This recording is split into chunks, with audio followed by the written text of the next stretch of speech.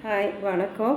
கொஞ்ச நாளுக்கு முன்னாடி நான் மகாபாரத கதையை சொல்லியிருந்தேன். அந்த கதையை ஆரம்பிக்கலான் இருக்கேன். உங்களுடைய ஆதரவு எனக்கு முழுசாக கிடைக்கணும். அந்த கதையில் தப்போ ரைட்டோ எதாக இருந்தாலும் நீங்கள் எனக்கு சொன்னீங்கன்னா நான் தெரிஞ்சுக்கலாம். எனக்கு இந்த மகாபாரதம் ரொம்ப பிடிக்கும். அதுவும் கிருஷ்ணரை ரொம்ப பிடிக்கும், அர்ஜுனரையும் பிடிக்கும். அவங்க கேரக்டர் நிறையா இருக்காங்க. பீஷ்மரையும் பிடிக்கும். இருந்தாலும் நான் எதுனா சொல்ல வந்த வார்த்தைகள் அப்புறம் அதோடைய கருத்துகள் தப்பு இருந்தால் தப்புன்னு சொல்லுங்கள், ரைட்டாக இருந்தால் ரைட்டுன்னு சொல்லுங்கள். எனக்கு தெரிஞ்சதை நான் சொல்கிறேன். அதை நான் பகிரணும்னு ஆசைப்பட்றேன். நிறைய பேருக்கு இந்த மாதிரி நிறையா தெரியாத இருக்குது, சின்ன சின்ன விஷயங்கள். அதெல்லாம் தெரிஞ்சுக்கணும். பழசு தான் புதுசாக வருது. ஒரு சில கருத்துக்களை கண்டிப்பாக பழசில் நல்ல நல்ல கருத்துங்கள்லாம் இருக்குது. அதை நம்ம ஏற்றுக்கணும். எதை ஏற்றுக்கணுமோ அதை ஏற்றுக்கலாம், கண்டிப்பாக ஏற்றுக்கலாம். எல்லாத்துக்கும் ஏற்றுக்கணும்லாம் சொல்ல வரல. எது கரெக்டோ அதை நம்ம ஏற்றுக்கலாம். அதனால் இந்த கதையை ஆரம்பிக்கிறேன். எனக்கு முழு ஆதரவு கொடுங்க. தப்பாக இருந்தால் தப்பு சொல்லுங்கள், திருத்திக்கிறேன். வணக்கம். சொல்லலாமா? முதல்ல கதை சொல்ல ஆரம்பிக்கலாமா? மகாபாரதத்தில் பெண்களுடைய பங்கு அதிகமாக இருக்குன்னா ஒரு போர் நடக்கிற அளவுக்கு, சண்டை நடக்கிற அளவுக்கு, ஒரு ஆட்சியை தடுத்து நிறுத்துகிற அளவுக்கு ஒரு பெண்களால் இருக்குதுன்னா பார்த்துக்கிங்க.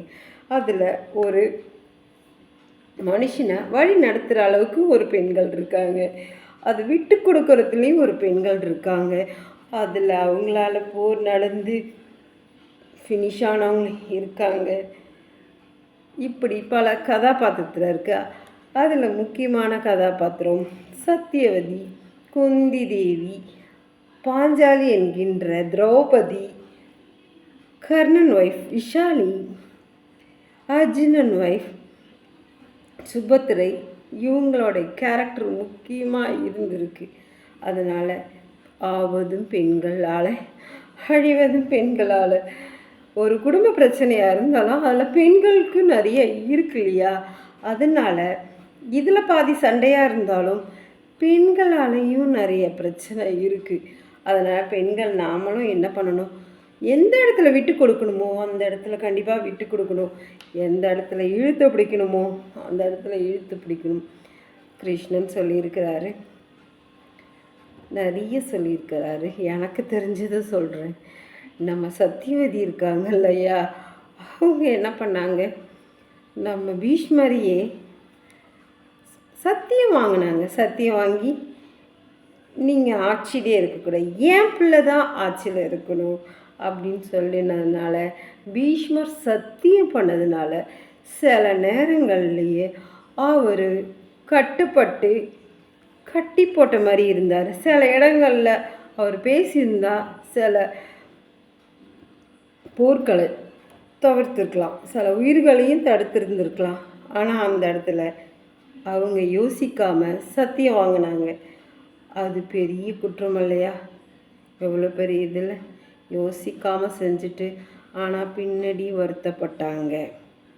குந்தி தேவி எப்படி தானம் கொடுக்குறாங்க, தானம் பெற்று வாங்கிட்டு வராங்க. தானம் வாங்கிட்டு வரும்போது எல்லா விஷயமும் 5 பேருக்கு கொடுக்க முடியுமா? சொல்லுங்கள். எல்லாத்தையும் 5 பேருக்கு கொடுக்குமா? எதை கொடுக்கணும் எதை கொடுக்கக்கூடாதுன்னு தெரியணும் இல்லையா? எதை கொடுக்கணுமோ அதை கொடுத்துருக்கலாம், எதை கொடுக்கக்கூடாதோ அதை கொடுக்காம இருந்திருக்கலாம். அதனாலையும் அந்த அம்மாவுக்கு கெட்ட பேர் இல்லையா? கெட்ட பேர் கிடையாது. எத்தனை பேர் பாஞ்சாலி 5 பேருக்கு ஒய்ஃபு அப்படிலாம் சொல்லி 5 பேரோடைய தாரம் அவங்கள எப்படிலாம் பேசியிருக்காங்க. அப்போ அவங்க மனசு கஷ்டப்பட்டுருக்கோம் இல்லையா? அப்போ அவங்க யோசித்து அதை செஞ்சுருந்தாங்கன்னா அது நடந்திருக்குமா? இல்லை. அடுத்தது காந்தாரி சரி, கண்ணை கட்டிட்டாங்க. அவங்க வீட்டுக்கார் மேலே அவங்க நல்ல ஒரு பதியாக இருந்தாங்க, ஓகே. ஆனால் அவங்க மட்டும் கண்ணை கட்டாமல் இருந்து அவங்க பிள்ளைங்கள பார்த்து நல்லபடியாக வளர்த்துருந்தா, அவங்க நல்லா தான் வளர்த்துருந்தாங்க. சில விஷயங்களை கண்ணை கட்டிக்காமல் சில விஷயங்களை பிள்ளைங்களுக்கு சொல்லி கொடுத்துருந்தா, நம்ம கண்ணு தானே பேசும், கண்ணில் உயிர் இருக்கு இல்லையா? அப்படி அவங்க பேசியிருந்தாங்கன்னா அவங்க பிள்ளைங்க கொஞ்சம் மாறி இருக்கலாம்ல. எதுக்கு அவங்க விரோதமாக இருந்திருக்க மாட்டாங்கல்ல. அப்படி அவங்க இருந்திருக்க மாட்டாங்க. அவங்க அண்ணன் சொல்லி கொடுத்ததெல்லாம் அவங்க கேட்டிருக்க மாட்டாங்க. அவங்க கண் இருந்தால் பார்த்துருப்பாங்க. காதால் மட்டும் கேட்டிருக்காங்கல்ல.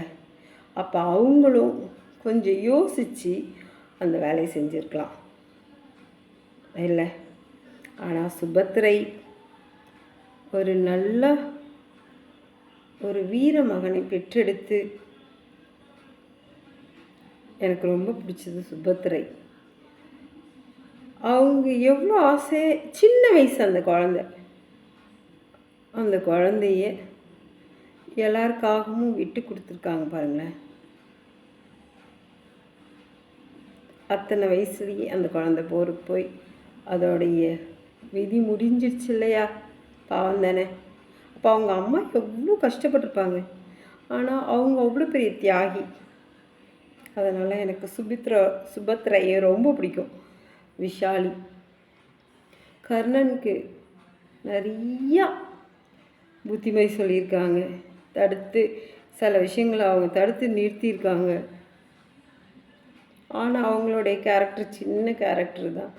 ஆனாலும் அவங்களையும் எனக்கு பிடிக்கும். இன்னும் நிறைய பெண்கள் இருந்தாலும் இவங்க முக்கியமான கேரக்டர்.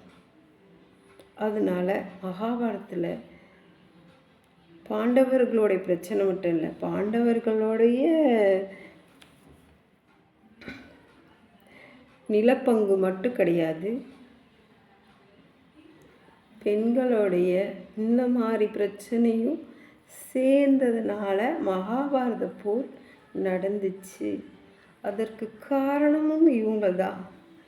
அதனால் பெண்கள் எப்பொழுதுமே என்ன செய்யணும், நாளைக்கு பின்னாடி என்ன வருதுன்றத யோசித்து செஞ்சால் நல்லாயிருக்கும், எல்லாமே நல்லாயிருக்கும்.